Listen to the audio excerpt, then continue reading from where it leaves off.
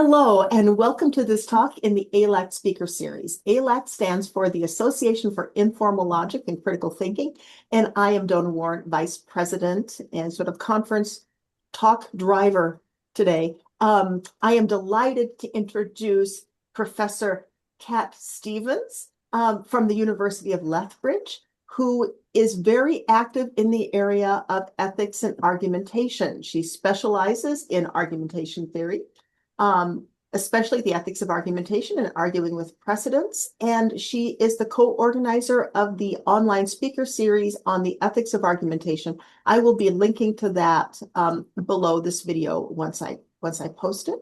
She's recently published a monograph on ethics of argumentation, and she is currently finishing up a very exciting monograph, supplemental textbook on how to argue without being a jerk. So today, she will be talking to us about why and how we ought to address ethics in critical thinking courses. I am delighted to introduce to you Kat. Yeah, thank you so very much for having me, and thank you for the wonderful introduction. I'm pretty sure no one is going to be surprised that the talk is about the ethics of argumentation. Can everybody see this? Are you able to? Okay, great. Okay, and then sorry, this meeting, okay, go up. Sorry, the black bar is over where I can start the slideshow. Now I can, okay. All right, so what I want to talk to you about today is I'm going to try and convince you that we should teach the ethics of argumentation in critical thinking courses. We don't usually in most courses do a lot of this right now. Maybe I think some of the principle of charity might count. Some people address online argumentation or argumentation in political context, and that might count a little bit, but we don't do much of it right now. And so the central claim of the talk is that we ought to teach the ethics of argumentation in critical thinking classes, and we can do it without disrupting the structure of the typical critical thinking class too much. And basically, the first bit of the claim is supported by stuff I've done in a recently published monograph on the ethics of argumentation. And the second bit of the claim I will try to support with stuff I do in a little textbook I'm about to finish, which doesn't have, which isn't in existence yet. So I made a box for it, so it looks like a book. So let's start with the first claim, namely that we ought to teach the ethics of argumentation in critical thinking classes. I didn't know what audience I would have. So I thought, well, to support this claim, I'll have to show probably two things. And the first one is that we should teach interpersonal argumentation at all in critical thinking classes. And the second one is that in order to do that, we should address ethics. Interpersonal argumentation, because I'm interested in ethics in the kind of narrower sense of interpersonal ethics, like between people. So here's why I think I have to first talk about interpersonal arguing as like something we should teach at all. You might think that critical thinking classes don't need to address the ethics of argumentation because they don't need to address argumentation. After all, Ennis famously defines critical thinking as critical thinking is reasonable, reflective thinking that is focused on deciding what to believe or to do. And you could think, well, that's about individual reasoning, not interpersonal arguing. And I should probably say that my strategy in this talk to convince you that you should teach ethics in critical thinking classes is not to say, look, what Ennis describes here is good, but that's not enough. We should teach more. Though I think that that would be a valid strategy that I could run. My strategy is going to be to say something like, okay, even if we accept this, we still need to teach ethics of argumentation in order to find out how to reasonably, reflectively think about, focused on deciding what to believe or do. We need this. So that's the strategy I'm trying to accomplish. Oh, now when I click okay. So here are two reasons why we should address interpersonal arguing in critical thinking classes. The first one is that critical thinking classes already, in fact, shape the normative image that students have of interpersonal argumentation, they can't avoid doing that. And at the moment, they don't do the best job they could. And second, in order to be successful in individual reasoning about what to believe or do, students must be capable interpersonal arguers. So let's see whether I can justify the first of these to you. So critical thinking courses are currently, this is a big success of the critical thinking movement, offered at most higher institutions of education. They're a staple in North American higher education. And at the same time, for many students, this is the only dedicated instructions they receive about general non-formal reasoning. And usually students don't then get a course in interpersonal arguing, like, for example, an introduction to argumentation theory. So some of us here do this, but it's not like a thing that you can expect in every university. So generally, critical thinking courses concentrate on argument evaluation and interpretation. And I know that this audience specifically probably does way more and way more valuable. Sorry, this is valuable, but way more than this. But I'm talking about kind of the general class you can expect in a first year intro class. There's a section on argument diagramming, maybe some formal logic, some argument schemes, and often an introduction to fallacy theory.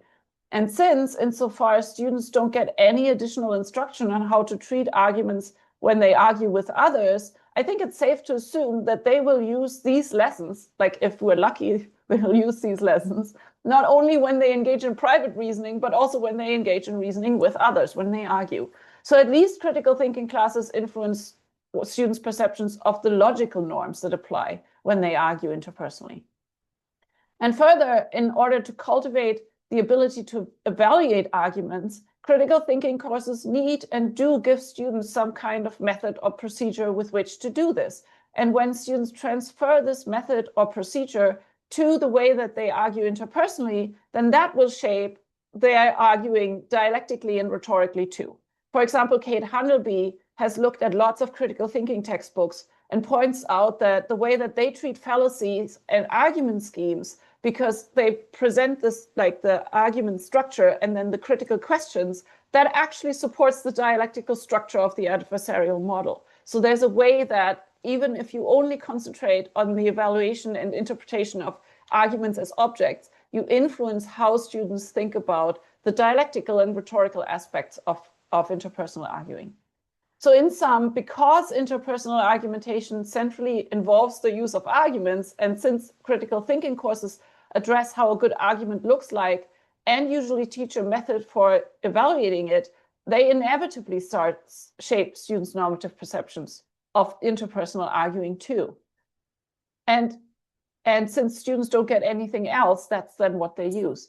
And there are kind of reasons to worry that they don't do a very good job. If Kate Hundleby is correct, and most of these classes support the adversarial model, and at the same time, we know that normative argumentation theorists have like severely criticized the adversarial model for all kinds of reasons, then we can conclude that what critical thinking classes do in this regard is at least something we should question.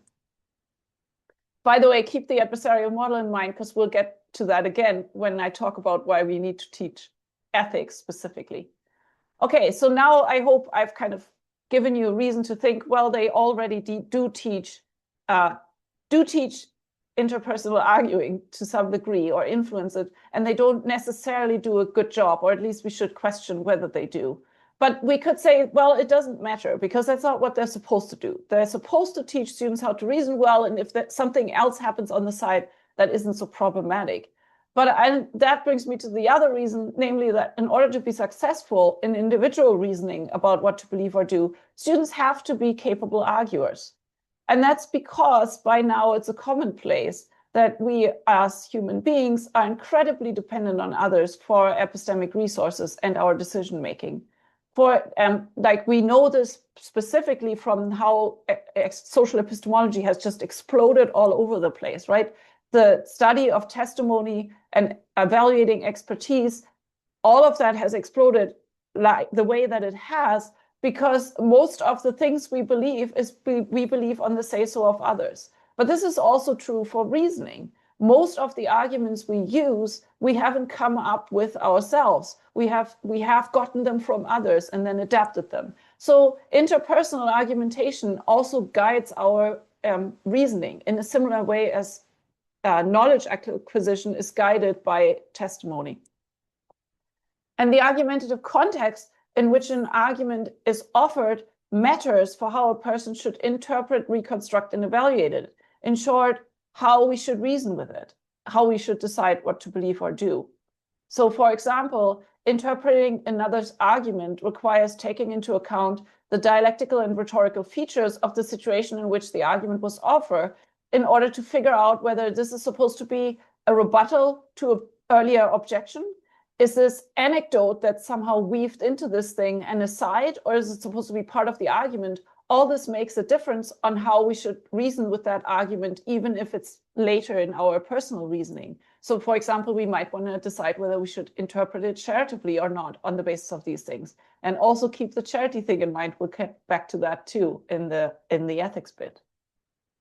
So since our individual reasoning and the way we ought to interpret and evaluate individual arguments is so tied up in interpersonal argumentation, teaching how to argue well is part of what we ought to teach in critical thinking classes, even if we just stick with that Ennis idea of what critical thinking is. And that brings me to the second bit. So now I hope everybody, I assume most people in this room were probably already convinced, and I've been beating a dead horse the whole time, but I hope everybody followed me now that argumentation is something that we need to do in critical thinking classes. And now I'm going to try and convince you that to do this well requires us to address ethics.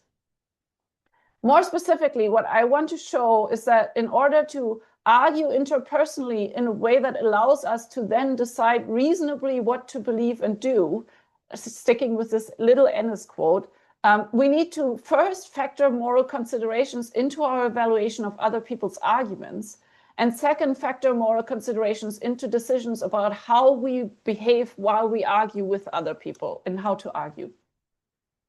I think there are probably kind of several reasons I could show for these, but I'll just show you one for each and hope that that'll be enough to get you on board. So let's talk about why it might be necessary to factor more considerations into our evaluation of other people's arguments as objects. So what critical thinking courses want to do, if I understand the history of this field correctly, is offer students ways to reason in their everyday life.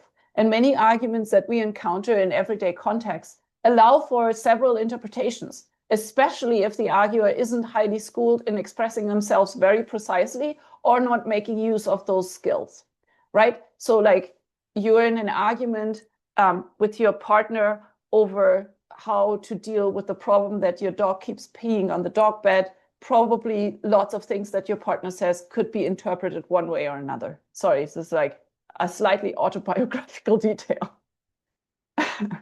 So argument interpretation and evaluation is a resource-intensive activity.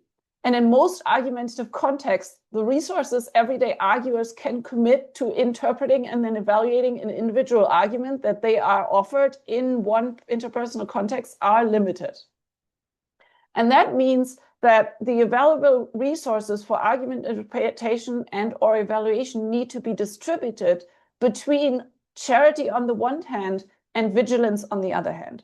So by charity, I just basically mean interpretation and evaluation aimed at identifying a reading that would make the argument strong so that it gives you a good reason to accept or endorse the conclusion more. That's charity. And then vigilance is interpreting and evaluating aimed at identifying ways in which the argument may fail or mislead you. And I think we can kind of clearly immediately see reasons for doing both of those, but usually our resources are limited, so we have to decide how to distribute those. So following Katharina Duce-Novaes, I want to suggest that in the context of interpersonal argumentation, making this decision is an important aspect of reasoning well in order to then later decide what to believe or do. You're confronted with an argument, you have so and so many resources, should I dedicate them more to vigilance or more to charity? That's part of reasoning well about what to do first with the argument and then in consequence on the basis of the argument. And that, I want to argue, requires taking into consideration moral reasons. Here's why. I've argued elsewhere that prima facie, we owe our interlocutors charity during interpersonal argumentation, as in we owe it to them morally. Abbreviated, my argument suggests that because when we argue with someone interpersonally, we present ourselves as being engaged in an activity that we aim to making reasonable progress on the issue we're arguing about based on a reciprocal identification and evaluation of reasons, as in like, we're going to take my reasons seriously and we're going to take your reasons seriously, and we're going to try and make epistemic process on that basis. That's what we at least pretend we're doing when we're arguing. We should invest, like we owe it to the other arguer to invest some resources into figuring out which reasons they're trying to give us, just out of fairness, since we expect it of them. So this is a kind of moral argument for investing our own cognitive time and emotional resources into charity. And importantly, I suggest that this may include aiming to identify reasons that arguers are trying to offer, even if they're not very good at formulating arguments, or if they're still trying to become kind of clear on what their reasons really are. Like, imagine yourself arguing with someone in a personal context where they're really emotional and it's very clear that it's really important to them that you understand them, but they're kind of struggling formulating what they're trying to say. I think that in that context, we have strong moral reasons to invest in charity and figuring out what the reasons might be that they want to offer us, even though they're not doing a very good job, rhetorically speaking. But it's importantly, this fairness argument depends on the assumption that our interlocutor is doing all of this in good faith, right? You can only have a fairness argument and a free riding problem if the other one is actually doing their bit. So we must assume that the interlocutor is kind of honestly trying to make reasonable progress and actually investing their resources into this based on reciprocal identification and evaluation of each other's reasons. In other words, this argument doesn't apply for people who are trying to fool, cajole, or deceive us.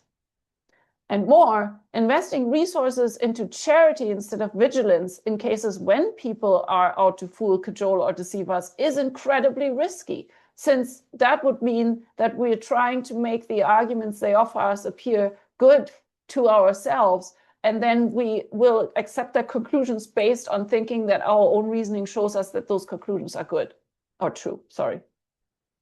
Also risky, investing these resources into charity instead of vigilance when people are culpably negligent in their arguing. For example, they're bullshitting. They just don't themselves invest a lot of resources. They might not be out to fool us, but they just don't care very much. But how do we tell argumentative bullshitting from a good faith arguer who's just really struggling, right?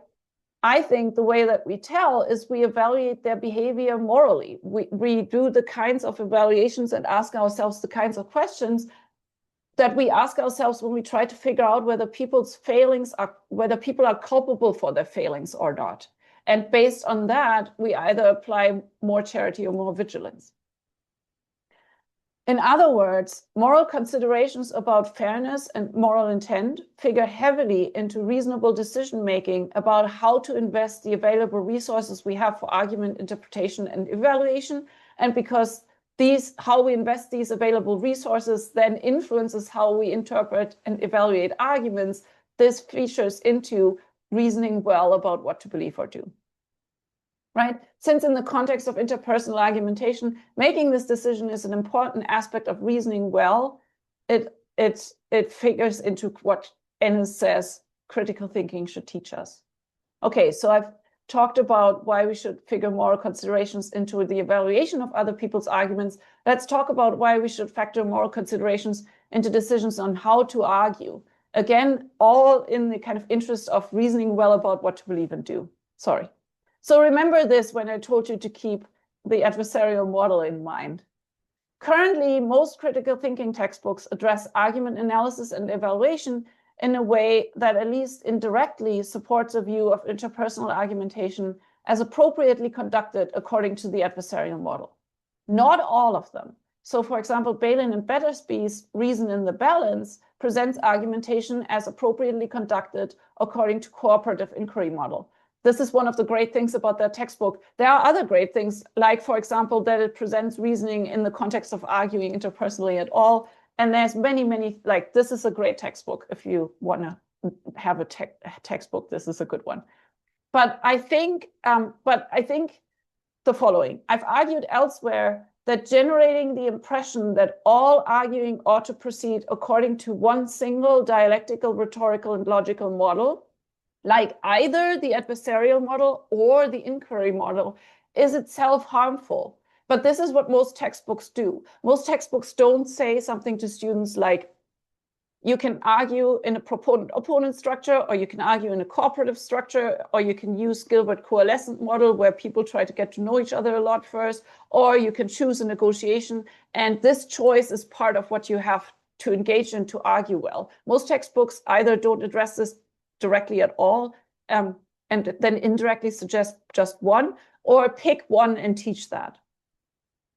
And abbreviated my argument against doing this, like doing basically what I call a single set theory, because there's just one set of norms that's supposed to apply at all cases, is that all of these models require certain abilities of arguers, and those abilities are always unequally distributed among the arguers. So for example, as feminist argumentation theorists have pointed out in the critique of the adversarial model, in order to effectively argue in a proponent-opponent structure to be effective, arguers must be able, without unreasonable social costs, to present themselves as assertive and direct and confident to defend their claims and object clearly to other claims. But some arguers are better able to do this without heavy costs than others, and some people are just shy and don't like to say what they think outright. And when arguers don't have these abilities, or when the abilities are distributed really unequally, then the adversarial model starts rewarding not just having the best reasons, but being that kind of person. And that has one of or both of two consequences. First, the model no longer reliably delivers epistemically valuable results.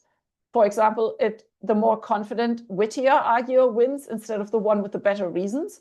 And second, the model deprives some arguers systematically of voice when they ought to be able to make themselves heard, right? The arguer who cannot present their points forcefully is at risk of getting ignored. And I've tried in the monograph, I've tried to show that this will happen not just for the adversarial model, but there are certain kinds of characteristics that arguers need to have to be successful in the inquiry model. There are kinds of characteristics that arguers need to have to be successful in Gilbert's coalescent model. This is just something that happens with single set theories. So I don't want to say this to say that any one of these models is inherently bad. In fact, I think all of these are really good models. What I want to say is that arguers who want to reason well about what to believe or do in interpersonal argumentation need to make reasonable meta-level decisions about which model is going to serve them best in this context with these interlocutors, right? They have to choose their model. That's part of figuring out how to get the best outcomes out of an argumentative engagement. And I think that this requires taking into account moral considerations. One way I could make this argument, and I do think that there are good reasons here, is that I think moral reasoning is required in order to determine which model is actually best suited to deliver epistemically valuable outcomes. And that's partially because I think that you need moral reasoning, for example, to make determinations about epistemic and social privilege and how those interact and what this means for the model you should choose. But that's not the main point I picked out for this talk here, though it's an important point. Rather, what I want to draw to your attention to is this. I want to base my argument on the second of the two potentially bad outcomes that can come when you choose the wrong model, namely not the one where you get less epistemically valuable results, and instead the one where one or several of the arguers involved are deprived of voice that they ought to have because they can't make themselves heard anymore. Okay, so to do this, I'm going to go back to the Ennis bit and kind of direct your attention to what he says here is not just that we should decide what to believe, but also what to do. Critical thinking is supposed to be reasonable, reflective thinking also about what to do. And I'm following kind of deliberative Democrats here in thinking that when it comes to deciding what to do, arguing can actually justify making decisions reasonably in two different ways. And one of these ways, an important one, relies heavily on all involved arguers being granted the voice that they are owed. Okay, so say we make a decision about what we should do, one in which we all have stakes. If we argue about this, that might deliver us two different really good things. The first good thing is that we may come to a result about, like a good result, about what would be most just, most efficient, and most convenient that is well-grounded epistemically speaking. But the second good thing that can happen is that if we argue about this, we may thereby come to a result about what to do that is well-grounded morally speaking, because the process through which we've reached the result is a process that's structurally built in a way that treats us all as reasonable equals. Arguing is a respectful activity. And I would be willing to argue with you that arguing is, in fact, one of the most respectful activities in terms of respecting each other as reasonable beings. Importantly, both of these are valuable, right? I mean, the epistemic one is, I think you will all buy that it's valuable. But even if we end up arguing, and in the end, we're still kind of epistemically unsure, we're not sure that we've got an epistemically really well-grounded outcome, we may still be reasonable in saying that we're going to go with the outcome we have and what we do, because it is an outcome that we came to together through a mutually respectful process. That can be a reasonable decision about what to do. Sorry. Okay, so now imagine one of the involved people. Their name is Kevin. And Kevin has equal or higher stakes in the decision as everybody else. Further, Kevin is well-intentioned and will participate in the argument in good faith. But Kevin is not so good at reasoning and slightly less educated on the issue than everyone else due to no fault of their own. This isn't culpable negligence. It's just they're Kevin. So choosing a model of argumentation that will enable Kevin to participate fully and be heard will slow everyone else down and maybe confuse them. And therefore, Kevin's meaningful participation reduces the likelihood with which the rest can reach epistemically well-grounded outcomes. This isn't an uncommon situation. We all know a Kevin. So this is a kind of decision-making problem we come to once in a while. In other words, we encounter situations where time and resource constraints make it so that we can, in our arguing, maximize epistemic well-groundedness or moral well-groundedness. In other words, we can include everyone who ought to get a stay because of how the stakes are distributed, or we can have the most epistemically efficient discussion possible, but we don't have time and resources for both, right? This, by the way, I haven't come up with this. This is a problem that people that talk about democracy are really worried about, right? There are people who argue, no, only the smart should get to vote, because if we let everyone participate, we'll get worse outcomes, epistemically speaking. So this isn't me. So then we need, but like you can imagine this happening in like when we decide which restaurant to go to or how to spend some money we have left over and so on. So now we need to make a decision. Should we invest resources to include Kevin, even at the cost of maybe not getting the epistemically best outcomes? Decision-making about this engages moral reasons because we need to determine what's more valuable, morally speaking, like in terms of harms and rights and so on, in order to determine what it actually means to reason well here about what to do, because we need to determine whether reasoning well means trying to go for a morally maximized groundedness or epistemically maximized groundedness. And that is good, reasonable thinking about what to do. So since we often need to make reasonable meta decisions about how to argue with others in order to make reasonable decisions about what to do, and since those decisions involve moral reasoning, and by the way, we should take reasoning about this very seriously in critical thinking classes, or we should stop advertising them as civic education. Right? Because of this, factoring moral considerations into decisions about how to behave when we argue is also important for making reasonable decisions about what to believe and do, specifically the do part. So I think I've now provided good reasons for my first claim. We ought to teach the ethics of argumentation in critical thinking classes. But here's my problem. There are many things we ought to teach in critical thinking classes, and there is very little time in which we can do this. And in Canada, they've now reduced the term to 12 weeks, and it's very painful. So really, if I want to convince you that this is not just something we should ideally do, but instead something we should actually practically adopt, I will have to show something in addition. I will have to show that this is doable in a way that doesn't majorly disrupt things. So now we get to we can do it without disrupting the structure of the typical thinking class too much. Here's what I would love to be able to say. I would love to be able to say, integrating ethics and critical thinking instruction will not require any additional time or effort at all, but I prefer to lie in a way that isn't easily caught, so I'm not going to try. Here's what I will say.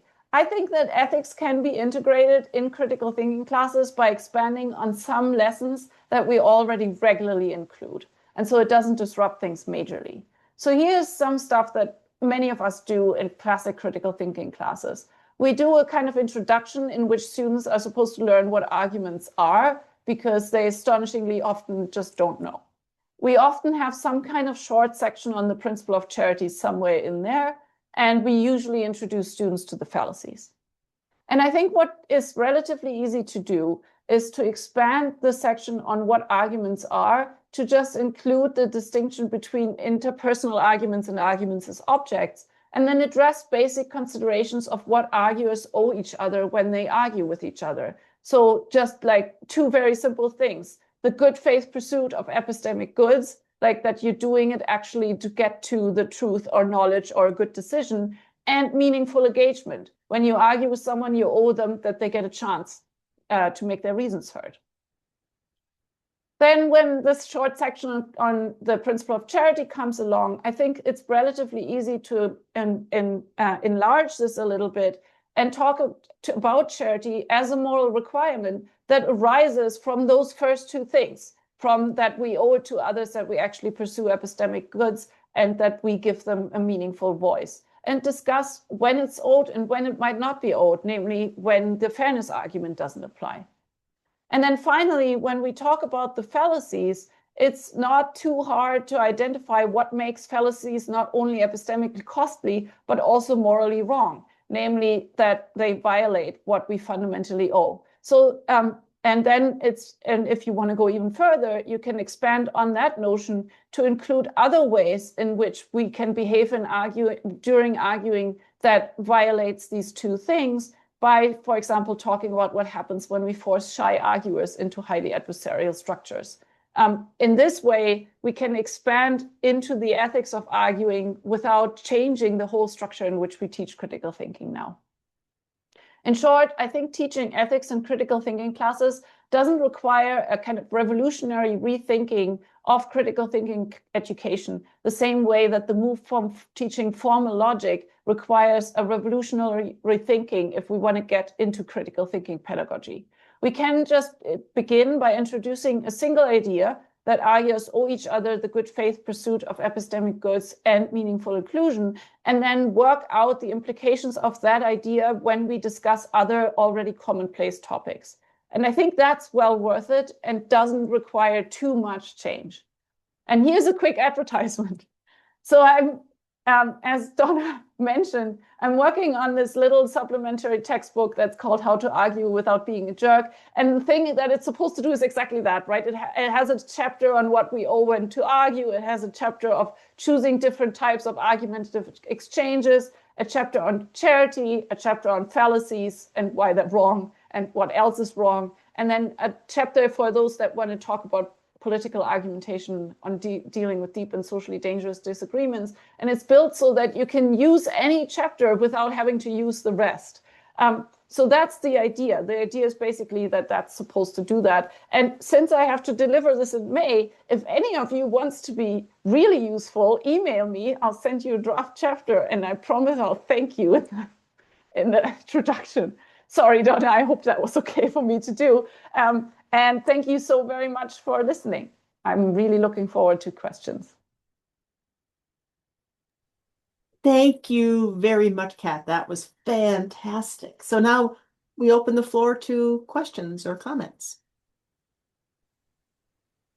You can raise your hand. May I ask something? Absolutely. Dear Kat, tell me please, what is the main attitude behind your theory?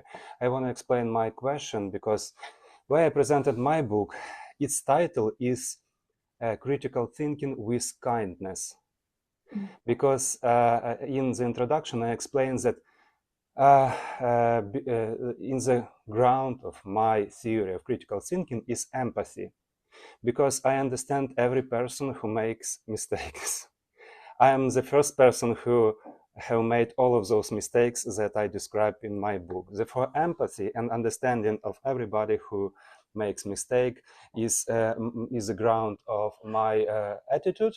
And therefore, I want to ask you, what is the ground of your book? What is the main, not book, of course, and theory? What is this, main idea, attitude, as psychologists say, behind it? So, sorry, just to clarify, is the question something like, what's the underlying kind of normative ethics on which this is built? Or is this about what motivates doing this in the first place? About when I ask about attitude, it means, for example, empathy is in the basis of my approach. It means that I understand everybody and that therefore I don't criticize anyone. I finish my book writing that when you want to be a good critical thinker, you shouldn't be too critical. Yeah, you have to allow people to make mistakes, and I say that I want to help people to make less mistakes. Let's do this together. This, Buddhist attitude is behind my theory. What is this ethical attitude behind your? Right. I think the driving motivation behind this is that what we do at the moment, as I perceive it, what we do at the moment is the attempt to help people to reason better. And what we sometimes end up doing is turn people into jerks. Because we give them tools that can easily be abused. So Scott Aiken and Robert Talese have written a couple of popular philosophy books in which they make a very important point, and that is that any one of these tools that we build in argumentation theory and critical thinking research is sharp, and a sharp tool can be a weapon, and people will weaponize them. And I mean, then when you go and if you go online, if you make the immense mistake of going online, you will be very easy to find people who weaponize them. And I think that the way that we can address this is not by making more tools, since they will all be sharp and then they can be weaponized. Instead, it is by actually addressing the fact that we have a moral responsibility not to weaponize them and to build this into our classroom instruction. And it is done like it, and here's what happens to me. I write this and I think this, and I'm like, well, everybody knows that we have a moral responsibility to argue well with others. And then a colleague from psychology asked me whether I could fill in for his psychology of reasoning class. And because I'm a philosopher and I can't stop myself, at some point when we talk about the way that manipulating meta-level decisions about what type of arguing we should be doing, like negotiating or arguing against each other or cooperatively, can be a way to make sure that you win the argument. At some point, I'm like, what do you think? Is it wrong? And the answer that I get from people who aren't argumentation theorists very regularly is, well, they ought to be able to defend themselves. I'm just using the tools that I have. It's their problem if they fall for it, which to me sounds, and I'm very sorry for being so drastic, it sounds a little bit like saying, well, they shouldn't go in a dark alley with a short skirt. Sorry. Right? It's a kind of argumentative victim blaming. So I actually do believe that in general, it is really important to build into our teaching of the sharp tools of argumentation and critical thinking a very strong reminder that people are morally required to use these not as weapons, but as tools. So it's maybe people have accused me of being Kantian, and I resist, but I find it hard. So maybe my motivation is one that has to do with like what we owe each other, the determinations of the duties and obligations we have when we enter into the business of argumentation, which, as John Casey has pointed out, is one in which we can do considerable harm to others, just because they can't help themselves be moved by what they perceive as reasons. We have obligations to them. I don't know if that helps. Sorry, it was a super long answer. Thank you. Sally Jackson has a question. Sally?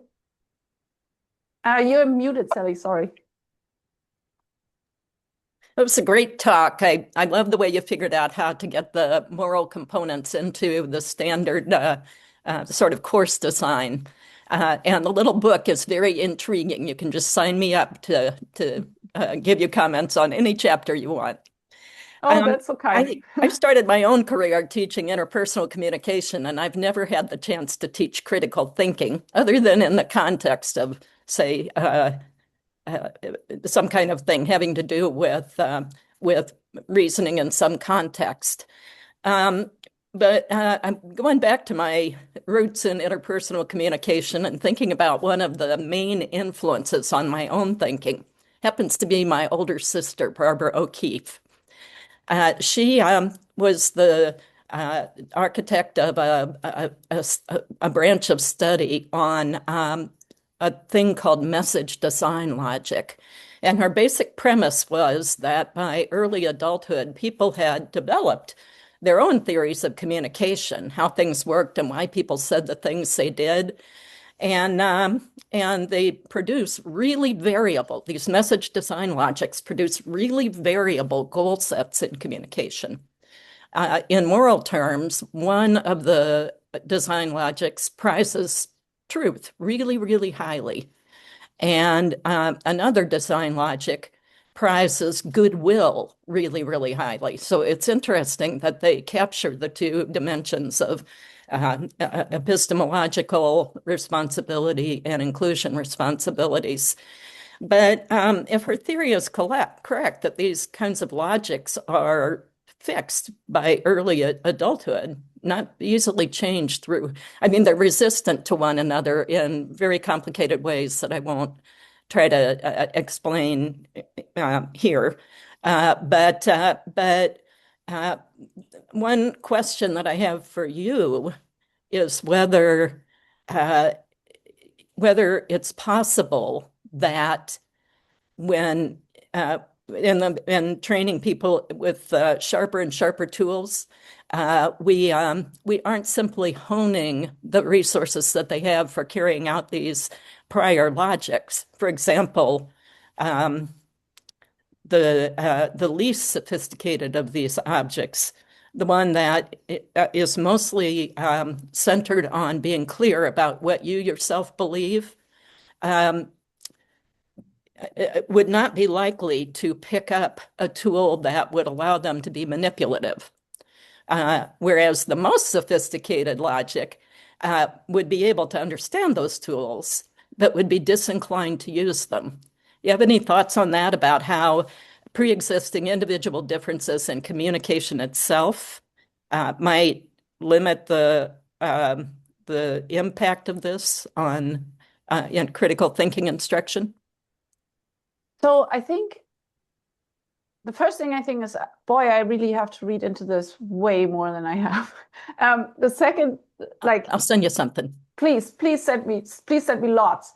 The second thing that I kind of immediately think is something along the lines of, oh, that sounds like what we teach in critical thinking classes, like the tools we teach. And very often it's just an assortment of tools, right? It'll land incredibly differently depending on the individual student who sits there. For some, it'll be an assortment of weapons, and for others, it'll be a way to help other people. They will all see these differently. And the only thing I can do is kind of hope that it's wrong, that these are unchangeable, or that people can't learn several of them and then learn how to make meta level decisions on how to switch, if that makes sense. In a similar way as when Tempest Henning, there's this now I've lost the term. There's a way that people can switch between the languages they use, the way that you talk, and the term is like on the tip of my tongue. In a similar way, Code switching. Code switching. People code switch, right? People code switch. There's also a way that I think the reason why Douglas Walton was able to talk about 6 dialogue types is because most people are able to switch from one to the other. Like, these are already kind of things that we learn as part of our socialization. I know how to negotiate, and I know how that's different from the deliberate and so on. And so I have some kind of, I'm kind of hoping that this might also be something where people start out with one default model, but they might be able to switch into other models, and it might be able to address this as a part of their ethical education. That, right, in what mode to do this in is part of what you ought to make responsible decisions about. But that's just my kind of initial thought, and it's kind of predicated on having understood correctly what you told me. I won't drone on and on, but yeah, it'll be interesting to see how the students receive instruction on this. They don't receive instruction on message design logic that well. So, Right. So yeah. Anyway, but that's not to say don't try. I think this is a really good thing to do, and surely we will work out over time. What we can do to keep people from arguing like jerks, even at every design logic level. We should be able to help people learn not to argue like jerks. Thank you. Yeah, Donald, yes. I was wondering, I could certainly see your Kantian leanings in your presentation, and I respect you for that. But I was wondering if you thought how Harvey Siegel's idea of fallibilism as a predominant attitude would fit into, or does it fit into your theory, or do you fit it into your theory? You didn't mention it, and I was just curious. Thank you. Sorry.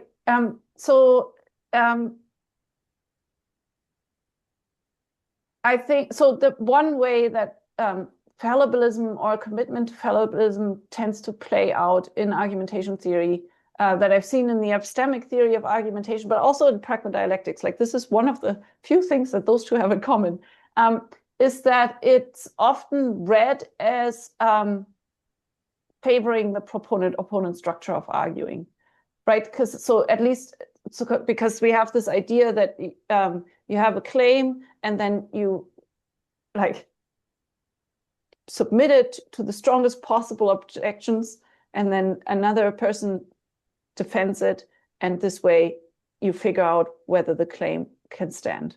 And this is like built on Popperian ideas of critical rationalism, right? You can never verify,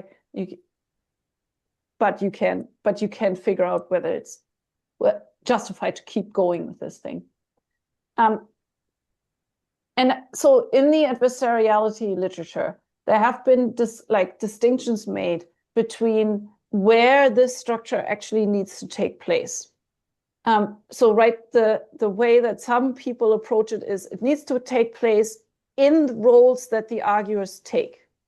That's the pragmadialectical model, right? You need a proponent and an opponent. But then there have been kind of more minimalistic ideas of adversariality, where it's like, it needs to take place between argument and objection. But people don't need to take the roles of offering the argument and the objection, right?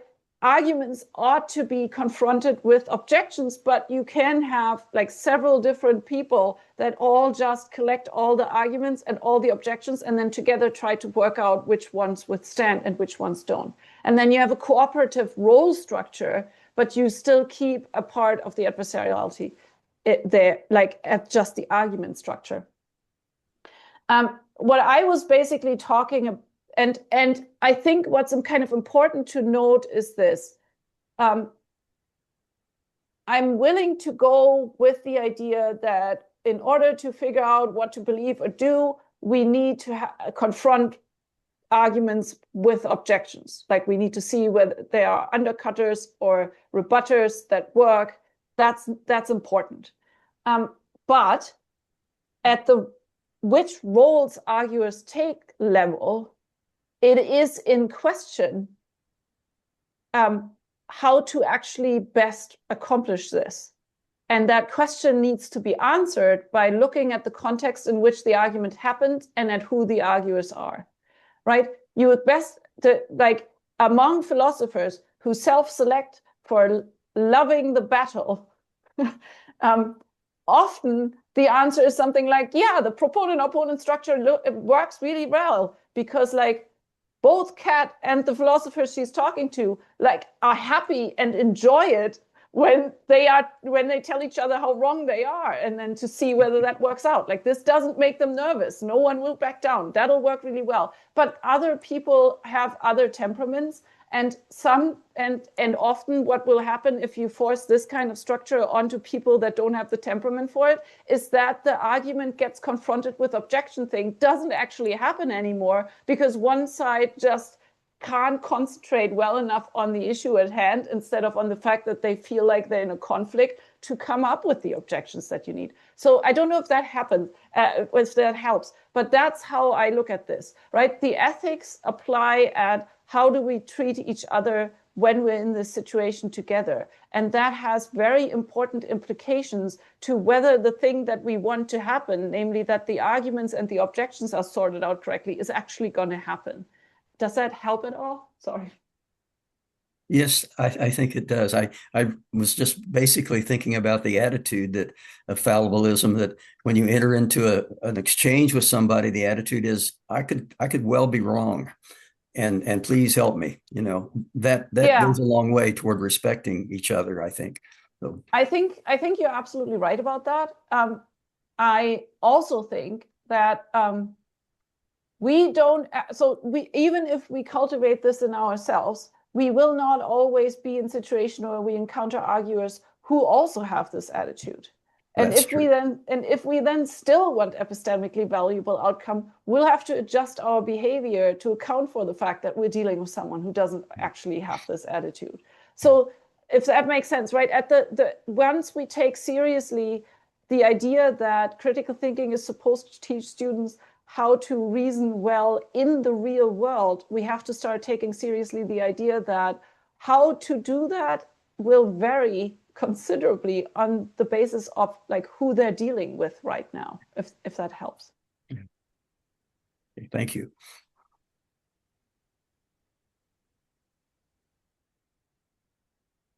Yes, Dale. Hi. You said something that maybe I should have known a long time ago, but maybe you invented it, but I appreciate you saying it so that I got it. You were talking about vigilance and charity, and how these were opposed, and both need to be somehow absorbed into our theories. And it occurs to me that these require a different sort of ethics. When you're talking about charity, you're talking about an ethics of people, and when you're talking about epistemic vigilance, you're talking about an ethics of propositions.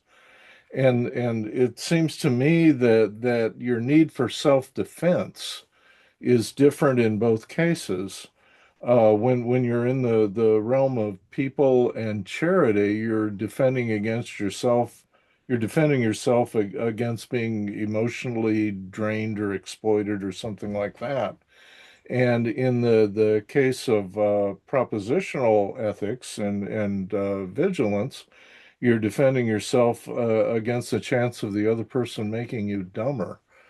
And I am very much unread in the area of moral philosophy, and I'm wondering if I have some understanding here, or whether I should just quit thinking this. This is really, I think this is a really interesting way of thinking about this. I think, so the way I approached this in this talk was basically just to be like, okay, so and as you know, Dale, like the way I think about argumentation, mostly in like contexts of like, we're having a disagreement about who has to take the dog out or who has to do the dishes. Like I think since I'm a privileged, protected little person in a small town, I think of it as in these small personal situations where I actually experience major conflict. And so the way I thought about it is like, imagine yourself in that, you're getting offered arguments, there's limited resources you have per argument to commit to, like interpreting like what is it that they're actually trying to convey here, and then evaluating, is it a good thing? So I have like so and so much time, I'm already upset, I don't have, and so I was thinking about it in resource allocation, and in that term you can basically just put them against each other, right? Because there's so much intellectual capacity I have to attribute. Thinking about them as like interpersonal ethics versus like propositional or epistemic viewing is interesting, and I think basically correct, except one thing. You can give kind of epistemic reasons for charity. You can say something like, okay, one of the reasons why we ought to like invest into figuring out how this could offer me a good reason is because otherwise I might miss out on good reasons, and that might make me dumber. And you can also think about what happens, or the dangers that might come with vigilance, in terms of interpersonal ethics, right? You could say something like, if you concentrate too much on vigilance when you're dealing with an arguer who has high stakes, is in fact good faith, but is just really too upset to formulate their reasons very well, and you concentrate too much on vigilance, you might rob them of voice that they should have. Because if you just invested less in vigilance, they would be able to get their thing across. And that's really important in this moment. So I think you're absolutely right to think of it on both levels. I just think it's probably possible to apply each level to both of those, if that makes sense. Yeah, it does. And what I was thinking obviously required some sort of meta ethics as to, you know, how you balance the two, or whether you can get them working in tandem. And that's very helpful to me in yeah, that and regard. I think, and this is something I did actually do in the book, Oh. in the monograph, is I think what we as argumentation theorists kind of have slightly overlooked is that part of our decision making is about which of these two things to value in a given context, right? Because let's say the argument is about which restaurant to go to. This is one of Walton's favorite toy examples. When the argument is about which restaurant to go to, and we're arguing about which restaurant is the best, and let's say it would actually be possible to determine based on like good food and atmosphere or something, there is a right answer. Let's just posit that, right? We can still say something like this. While we argue, knowing that some of us are shy and so on, we still have this tension with the time and resources we have to decide whether it's more important to us to end up in the objectively best restaurant, or to end up with the restaurant where everybody has had full input in the arguing about what the best restaurant is. And when it comes to restaurants, assuming that none of them violate the health code, we might say something like, you know what, maximizing epistemic goals is just not the right way to design this argument, because it'll make for because in the overall structure of our goals, getting to the best, getting the objectively right answer to what the best restaurant is, isn't actually the most important bit. So I think that you're absolutely right. There's this kind of meta-level decision-making about what good arguing constitutes that happens in the tension between several kinds of valuable outcomes that arguing can give us. And that happens at the meta level. And I think that's an important thing, that sometimes when we make argumentation theory and we concentrate too much on the epistemic aspect, we overlook it. But for example, deliberative Democrats don't overlook it at all, right? One of their main arguments for deliberative democracy is the voice-based argument, not so much, right, along with the epistemic-based argument. Sorry, I give two answers that are too long. Thank you. This is wonderful. We have time for one question.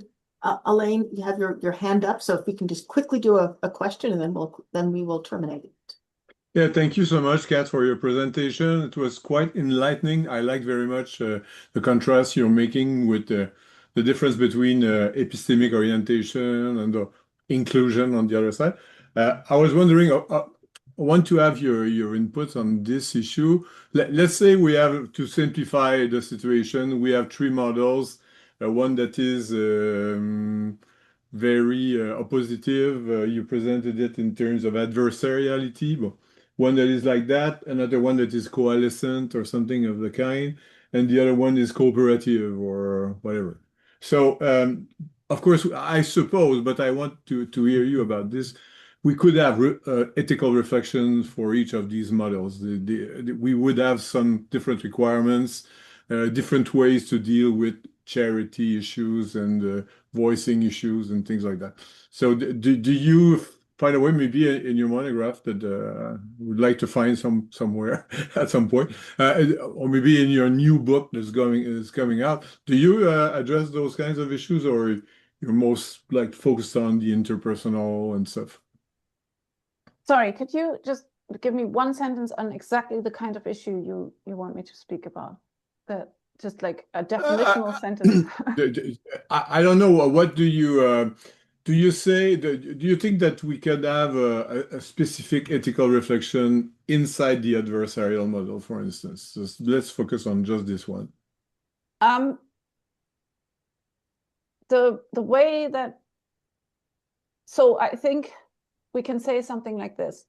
The adversarial model itself isn't ethically good or bad. And I think it's a mistake to think, I mean, I think you could kind of come up with argumentative models that are bad. Like you could say something like, we'll make a model where the speaker with the most power gets to make arguments from de facto authority.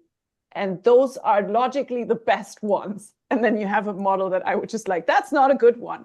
But I think the adversarial model and the coalescent model and the cooperative inquiry model, I think all of those are not themselves good or bad. I think, right, I think that those are all models that have been developed by people whose main interest it was to generate a set of argumentative norms that will accomplish, very often it's the epistemic goods. And I think that all of these are highly successful in that, given the right arguers and context. And I think all of these can go majorly awry given the wrong arguers and context. And the reason why I presented this for the adversarial model here is because there it's very easy to show how it can go awry. But I think this is even true of the coalescent model. So Gilbert has the coalescent model, which is very much based on exploring each other's positions and empathy. But I think that what this kind of assumes is that arguers have the capacity to present themselves authentically and in a trusting way in the context in which they are, without heavy social costs. And I think that and that I think that's a characteristics that's highly unequally distributed among arguers. So you can very well get a coalescent argumentation that goes awry because at least one arguer has very good reason to think that they have to put up a farce or else something bad will happen. And then that just doesn't work. You need to do something adversarial so that everybody can kind of stay in their shells enough that everybody can participate equally. So I think that this is basically my main point, is that it's just not true that we will be able to kind of find one model that's just good, or one, I mean, we can find ones that are just bad, but among the popular ones, I don't think there's a single one that's just bad. I think it's just that we are too different as people, and the contexts in which we are arguing are too different that we could just pick one. So we can kind of talk about the ethics that apply once we've chosen a model. So we can say something like, now that we are in an adversarial model, and I do say this, right? This will generate reasonable expectation among the arguers about what will happen when they behave in a certain way and what they can rely on the others to do. And those reasonable expectations themselves generate moral reasons to stay in that model, like to argue accordingly to that model so that everybody knows what in the world is going on and what to do with the result in the end. But those reasons can be outweighed. So let's say we're arguing adversarially, and at some point you start to cry and you just can't get yourself across, then maybe we need to do what Walton calls a illicit shift in order to keep this going. So there's all kinds of things that we can kind of reason about morally about what to do once we are inside one. What I want to resist is this idea that we could ever find one that'll always work. I think that's a dangerous idea. I don't know I'm sorry if I talk kind of past you. I hope I didn't. No, that's great. Thanks. That's enough for me. Thanks. Well, thank you very much, Kat, for this outstanding presentation. I will have it posted on our YouTube channel later today. And I would just also like to reiterate Kat's invitation. I know I'm going to be reaching out to her because I want to read one of those chapters. So thank you very much.